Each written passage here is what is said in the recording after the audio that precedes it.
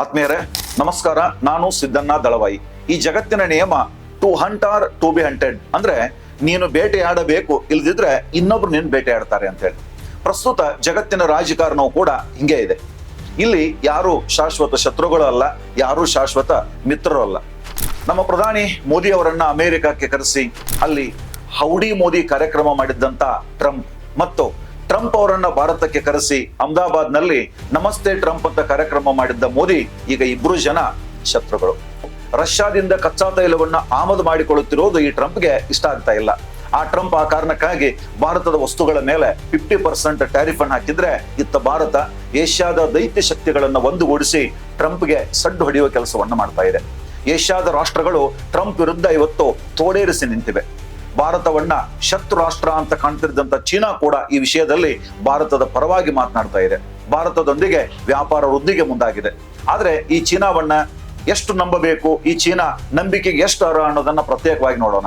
ಆದ್ರೆ ಈ ಎಲ್ಲ ಬೆಳವಣಿಗೆಗಳ ಒಂದು ಭಾಗವಾಗಿ ನಮ್ಮ ಪ್ರಧಾನಿ ನರೇಂದ್ರ ಮೋದಿ ಅವರು 2 ದಿನ ಜಪಾನ್ ಪ್ರವಾಸವನ್ನ ಕೈಗೊಂಡಿದ್ದಾರೆ. ಇವತ್ತು ನಾನು ಮಾತನಾಡುತ್ತಿರೋ ವಿಷಯ ಪ್ರಧಾನಿ ನರೇಂದ್ರ ಮೋದಿ ಅವರ ಇತ್ತೀಚಿನ ಜಪಾನ್ ಭೇಟಿಯ ಬಗ್ಗೆ. ಇದೇ ಆಗಸ್ಟ್ 29 ಮತ್ತು 30ನೇ ತಾರೀಕಿನಂದು ನಡೆದ ಈ ಭೇಟಿ ಭಾರತ ಮತ್ತು ಜಪಾನ್ ನಡುವಿನ ಸಂಬಂಧಗಳನ್ನ ಹೊಸ ಎತ್ತರಕ್ಕೆ ತಗೊಂಡು ಹೋಗಲಿದೆ ಅಂತ ವಿಶ್ಲೇಷಣೆ ಮಾಡಲಾಗ್ತಾ ಇದೆ. ಡೊನಾಲ್ಡ್ ಟ್ರಂಪ್ ಅವರು 2ನೇ ಅವಧಿಗೆ ಅಮೆರಿಕದ ಅಧ್ಯಕ್ಷನಾದ ನಂತರ ಭಾರತ ಮತ್ತು ಅಮೆರಿಕದ ಸಂಬಂಧಗಳು ಹದಗೆಡುತ್ತಿರುವ ಈ ಸಂದರ್ಭದಲ್ಲಿ ಮೋದಿ ಅವರ ಜಪಾನ್ ಭೇಟಿ ಹಲವು ಆಯಾಮಗಳಿಂದ ಮಹತ್ವವನ್ನು ಪಡೆದುಕೊಂಡಿದೆ.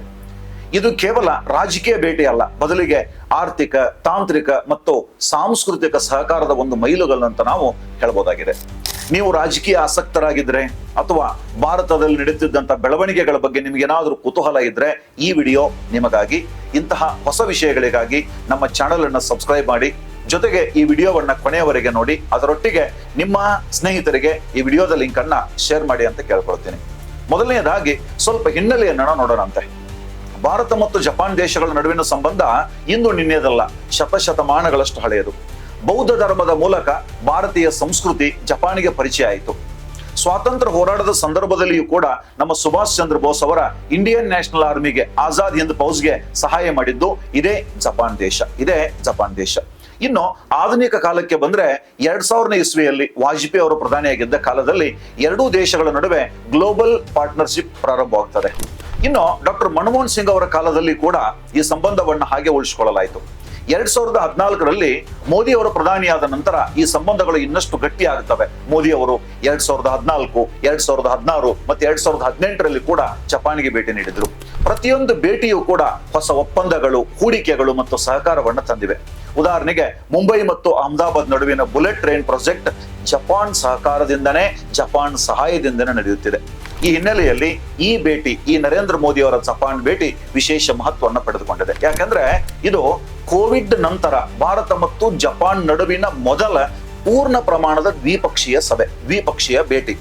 ಅಷ್ಟೇ ಅಲ್ಲದೆ ಜಪಾನ್ನ ಹೊಸ ಪ್ರಧಾನಿ ಶಿಗೆರೋ ಇಶಿಬಾ ಅವರನ್ನ ಮೋದಿ ಅವರು ಇದೇ ಮೊದಲ ಬಾರಿಗೆ ಭೇಟಿ ಮಾಡಲಿದ್ದಾರೆ. ಆತ್ಮೀಯರೇ, ಈಗ ನಾವು ಮೋದಿ ಅವರ ಜಪಾನ್ ಪ್ರವಾಸದ ಬಗ್ಗೆ ನೋಡೋಣ.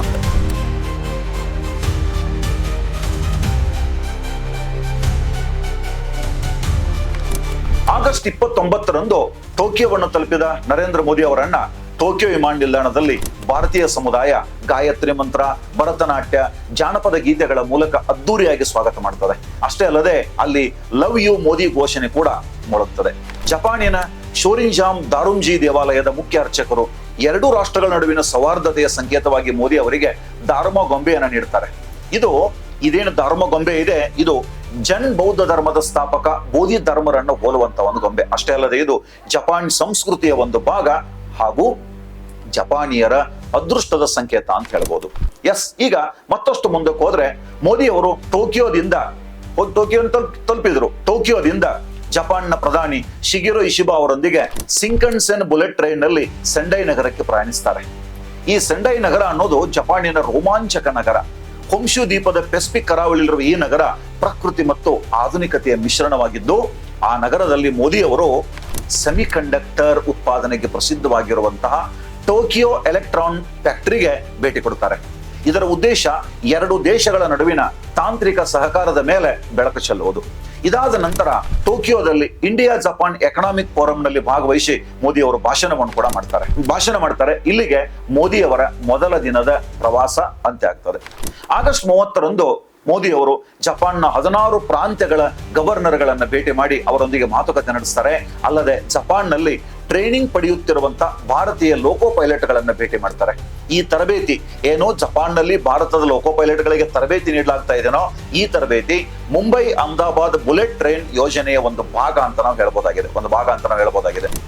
ಇದೇ ಭೇಟಿಯ ಸಮಯದೊಳಗೆ ಎರಡೂ ದೇಶಗಳ ನಾಯಕರು ಉತ್ಪಾದನಾ ಕ್ಷೇತ್ರ, mobility, next generation infrastructure, innovation, ಸ್ಟಾರ್ಟ್ಅಪ್ಗಳು, ವ್ಯಾಪಾರ, ಉದ್ಯಮಶೀಲತೆ, ತಂತ್ರಜ್ಞಾನ ಅಷ್ಟೇ ಅಲ್ಲದೆ AI ಕ್ಷೇತ್ರದ ಪಾಲುದಾರಿಕೆ ಬಗ್ಗೆ ಕೂಡ ಚರ್ಚೆಯನ್ನ ಮಾಡ್ತಾರೆ. ಹಾಗಾದ್ರೆ ಮೋದಿ ಅವರ ಈ ಭೇಟಿಯ ಫಲಿತಾಂಶ ಏನು ಅನ್ನೋದನ್ನು ನೋಡೋದಾದ್ರೆ, ಮೊದಲನೆಯದಾಗಿ ಮಾನವ ಸಂಪನ್ಮೂಲ ವಿನಿಮಯ, ಪರಿಸರ, ಡಿಜಿಟಲ್ ತಂತ್ರಜ್ಞಾನ, ಬಾಹ್ಯಾಕಾಶ ಮತ್ತು ಸಾಂಸ್ಕೃತಿಕ ಕ್ಷೇತ್ರಕ್ಕೆ ಸಂಬಂಧಿಸಿದಂತೆ ಜಪಾನ್ನೊಂದಿಗೆ ಭಾರತ ಈ ನರೇಂದ್ರ ಮೋದಿ ಅವರ ಭೇಟಿಯ ಸಂದರ್ಭದಲ್ಲಿ 3 ಒಪ್ಪಂದಗಳಿಗೆ ಸಹಿ ಹಾಕಿದೆ. ಇದು ಮೊದಲನೆಯದು. ಇನ್ನು ಎರಡನೆಯದು, ಜಪಾನ್ ಮುಂದಿನ 10 ವರ್ಷಗಳ ಅವಧಿಯಲ್ಲಿ ಭಾರತದಲ್ಲಿ ಸುಮಾರು $68 ಬಿಲಿಯನ್ ಹೂಡಿಕೆ ಮಾಡುವುದಾಗಿ ಕೂಡ ಭರವಸೆಯನ್ನು ನೀಡಿದೆ. $68 ಬಿಲಿಯನ್ ಹೂಡಿಕೆ ಮಾಡೋದಾಗಿ ಭರವಸೆ ನೀಡಿದೆ.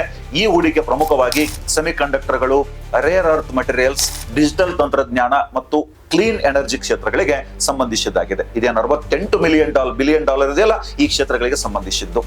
ಇನ್ನು ಚಂದ್ರಯಾನ 5 ಯೋಜನೆಯಲ್ಲಿ ಇಸ್ರೋ ಮತ್ತು ಜಪಾನ್ನ ಬಾಹ್ಯಾಕಾಶ ಸಂಸ್ಥೆ ಜಾಕ್ಸಾ ಒಟ್ಟಿಗೆ ಹೆಜ್ಜೆ ಹಾಕಲಿವೆ ಎಂಬುದು ಅತ್ಯಂತ ವಿಶೇಷವಾದಂತ ಅಂಶ.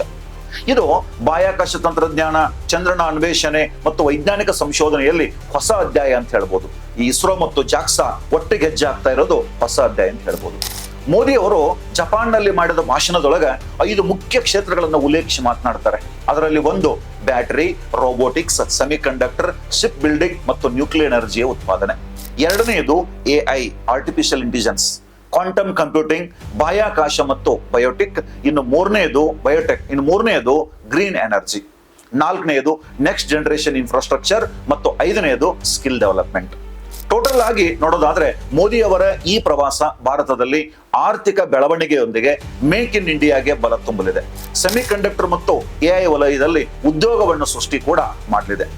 ಚಂದ್ರಯಾನ 5ರಂತ ಯೋಜನೆಗಳು ಭಾರತದ ಬಾಹ್ಯಾಕಾಶ ಕಾರ್ಯಕ್ರಮಕ್ಕೆ ಉತ್ತೇಜನವನ್ನು ನೀಡಲಿವೆ. ಇದರ ಜೊತೆಗೆ ಕೆಲವು ಸವಾಲುಗಳು ಕೂಡ ಇವೆ. ಉದಾಹರಣೆಗೆ ಬುಲೆಟ್ ಟ್ರೈನ್ ಯೋಜನೆಯಲ್ಲಿ ವಿಳಂಬವಾಗುತ್ತಿರುವುದನ್ನು ನೀವೆಲ್ಲ ನೋಡ್ತಿರಬಹುದು. ಅಷ್ಟೇ ಅಲ್ಲದೆ ಜಪಾನ್ ಭಾರತದಲ್ಲಿ ಬಂಡವಾಳ ಹೂಡಿಕೆಗಳು ಸಿದ್ಧವಾಗಿದೆ ನಿಜ, ಆದರೆ ಆ ಬಂಡವಾಳ ಹೂಡಿಕೆಗಳು ಸರಿಯಾಗಿ ಅನುಷ್ಠಾನವಾಗಬೇಕು. ಇಲ್ಲದೆ ಹೋದ್ರೆ ಇಂತಹ ಪ್ರವಾಸಗಳ ಉದ್ದೇಶ ಈಡೇರುವುದಿಲ್ಲ. ಮೋದಿ ಅವರು ಜಪಾನ್ನಲ್ಲಿ ತಮ್ಮ ಭಾಷಣದಲ್ಲಿ ಮತ್ತೊಂದು ಮುಖ್ಯವಾದ ವಿಷಯಗಳನ್ನು ಪ್ರಸ್ತಾಪಿಸ್ತಾರೆ. ಭಾರತವು ಜಾಗತಿಕ ಬೆಳವಣಿಗೆಗೆ 18% ಕೊಡುಗೆ ನೀಡುತ್ತಿದೆ ಮತ್ತು ಶೀಘ್ರದಲ್ಲಿ ಭಾರತ ಜಗತ್ತಿನ 3ನೇ ಅತಿ ದೊಡ್ಡ ಆರ್ಥಿಕತೆ ಆಗ್ತದೆ ಅಂತ ಕೂಡ ಹೇಳ್ತಾರೆ. ಭವಿಷ್ಯದಲ್ಲಿ ನಾವು ಕೂಡ ಒಳ್ಳೆಯ ಹೋಪ್ ಇಟ್ಕೊಳ್ಳೋಣ. ಆದ್ಮೇಲೆ ಜಪಾನ್ ಪ್ರವಾಸವನ್ನು ಮುಗಿಸಿಕೊಂಡು ಮೋದಿ ಅವರು ಚೀನಾದಲ್ಲಿ ನಡೆಯಲಿರುವಂತಹ ಶಾಂಘೈ ಸಹಕಾರ ಸಂಸ್ಥೆಯ ಸಮ್ಮೇಳನಕ್ಕೆ ತೆರಳಿದ್ದಾರೆ. ಇಲ್ಲಿ ಒಂದು ಪ್ರಮುಖ ಅಂಶವನ್ನ ಆಡ್ ಮಾಡೋದಾದ್ರೆ, ಮೋದಿ ಅವರು ಗುಜರಾತಿನ ಮುಖ್ಯಮಂತ್ರಿಯಾಗಿದ್ದ ಸಂದರ್ಭ 2007ರಲ್ಲಿ ಕೂಡ ಜಪಾನ್ಗೆ ಭೇಟಿ ನೀಡಿದ್ರು. ಆ ನಂತರದಲ್ಲಿ ಮೋದಿ ಅವರು 7 ಬಾರಿ ಜಪಾನ್ಗೆ ಭೇಟಿ ನೀಡಿದ್ದಾರೆ. ಆದರೆ ಕಳೆದ 7 ವರ್ಷಗಳ ಅವಧಿಯಲ್ಲಿ ಈಗಿನದೇ ಅವರ ಮೊದಲ ಜಪಾನ್ ಭೇಟಿಯಾಗಿದೆ. ಮೋದಿ ಅವರು ಜಪಾನ್ ಪ್ರಧಾನಿ ಶಿಗೆರೋ ಇಶಿಬಾ ಮತ್ತು ಅವರ ಪತ್ನಿ ಯೋಶಿಕಾ ಇಶಿಬಾ ಅವರಿಗೆ ವಿಶೇಷ ಕೊಡುಗೆಯನ್ನು ನೀಡಿದ್ದಾರೆ. ಯೋಶಿಕಾ ಇಶಿಬಾ ಅವರಿಗೆ ಭಾರತದ ಲಡಾಖ್ನಲ್ಲಿರುವಂತ ಚಾಂಗ್ ತಂಗಿ ಅಂತ ಒಂದು ವಿಶೇಷವಾದ ಆಡು, ಆ ಆಡಿನ ಉಣ್ಣೆಯಿಂದ ತಯಾರಿಸಿದಂತ ಪಶ್ಮಿನಾ ಶಾಲನ್ನ ಆ ಪ್ರಧಾನಿಯ ಪತ್ನಿಯವರಿಗೆ ನೀಡಿದ್ರೆ, ಹಾಗೆ ಶಿಗೆರೋ ಇಶಿಬಾ ಅವರಿಗೆ ರಾಮೆನ್ ಕಲ್ಲಿನಿಂದ ತಯಾರಿಸಿದಂತ ರಾಮೆನ್ ಬಟ್ಟಲೊಂದನ್ನ ಉಡುಗೊರೆಯಾಗಿ ನೀಡ್ತಾರೆ. ಯಾರಿಗೆ? ಜಪಾನಿನ ಪ್ರಧಾನಿ ಅವರಿಗೆ. ಆತ್ಮೀಯರೇ, ನರೇಂದ್ರ ಮೋದಿ ಅವರ ಈ ವರ್ಷದ ಜಪಾನ್ ಭೇಟಿ ಭಾರತದ ಜಾಗತಿಕ ಸ್ಥಾನಮಾನವನ್ನು ಎತ್ತಿ ತೋರಿಸ್ತದೆ. ಮೋದಿಯವರ ಈ ಭೇಟಿಯಿಂದ ಭಾರತಕ್ಕೆ ಏನು ಪ್ರಯೋಜನ ಆಗಬಹುದು ಅಂತ ಕಮೆಂಟ್ ಮೂಲಕ ತಿಳಿಸಿ. ಈ ವಿಡಿಯೋದ ಲಿಂಕ್ ಅನ್ನು ನಿಮ್ಮ ಸ್ನೇಹಿತರಿಗೆ ಶೇರ್ ಮಾಡಿ. ನಮ್ಮ ಹೊಸ ಒಂದು ಪ್ರಯತ್ನಕ್ಕೆ ನಿಮ್ಮ ಬೆಂಬಲ ಸದಾ ಇರಲಿ. ಮುಂದಿನ ವಿಡಿಯೋದಲ್ಲಿ ಮತ್ತೆ ಭೇಟಿಯಾಗೋಣ. ಎಲ್ರಿಗೂ ನಮಸ್ಕಾರ.